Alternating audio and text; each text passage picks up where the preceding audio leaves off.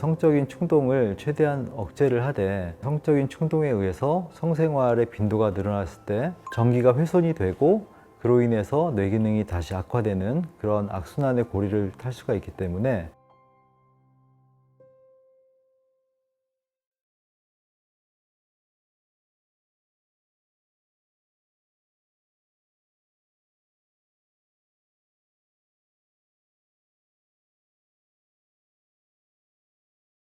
관계가 있다고 볼 수 있습니다.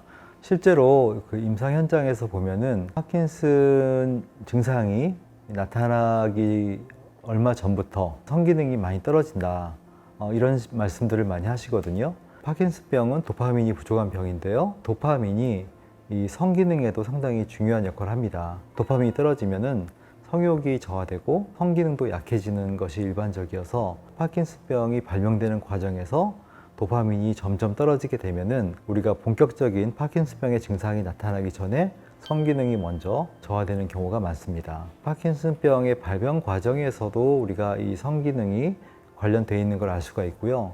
이 성기능을 잘 유지하고 관리하는 것 자체가 뇌의 상태를 좋은 쪽으로 유지하는 것과 또 연관이 되기 때문에 파킨슨병을 예방하는 데 있어서도 우리가 성기능을 어떻게 잘 유지하고 관리할 것인가, 이것도 상당히 중요한 부분이라고 볼 수 있겠습니다.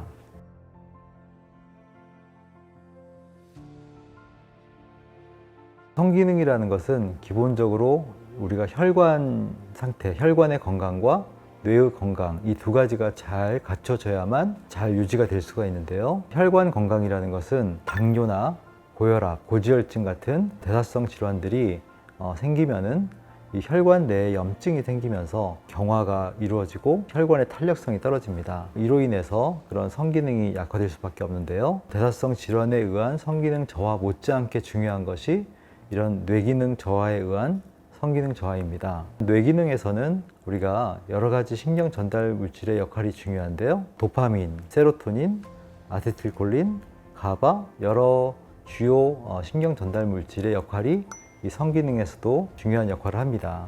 도파민이 부족해지면 우리가 성욕이 떨어지고 성적 흥분이 전달이 제대로 안 됩니다. 세로토닌이 부족해지면 사정 조절 능력이 떨어져서 조루증이 걸리기 쉽습니다.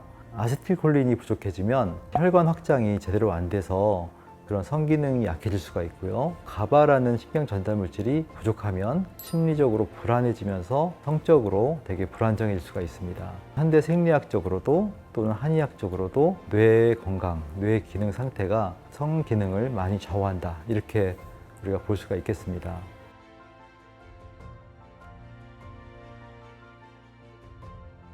파킨슨병 초기 환자분이나 파킨슨병이 의심되고 우려되는 그런 증상을 가지신 분들은 성기능을 잘 관리하는 것도 중요한 방법이라고 할 수 있겠습니다. 성기능을 잘 관리한다는 것은 적절한 빈도의 성생활을 유지한다는 것인데요. 적절한 빈도의 성생활을 통해서 우리가 뇌기능을 잘 유지 관리할 수 있다는 것을 생각해 보시면 좋겠고요. 성기능과 뇌기능을 연결짓는 것은 동양에서 그런 개념이 오래전부터 있어 왔는데요.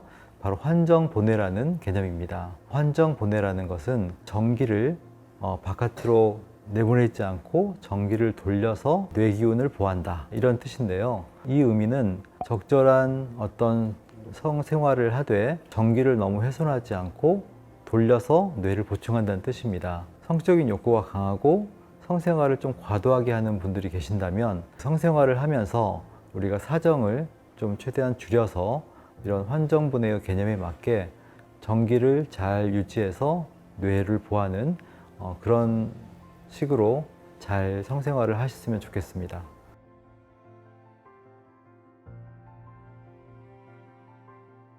나타날 수가 있습니다. 도파민 약은 좀 여러 가지 부작용이 있는데요. 근데 이게 아주 흔한 부작용은 아니지만 그래도 적지 않은 분들이 그런 고통을 호소하기도 합니다. 성욕이 과해지면은 자꾸 성적인 충동이 일어나기 쉬운데요.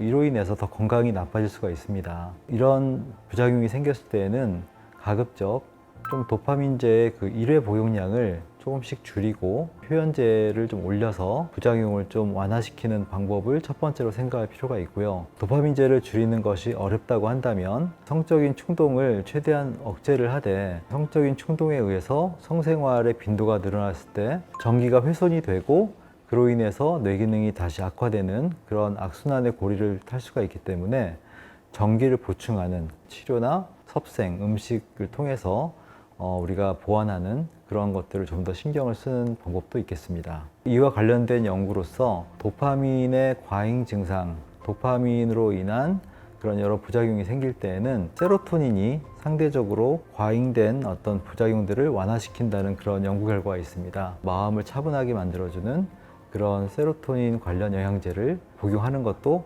방법이 될 수 있겠습니다.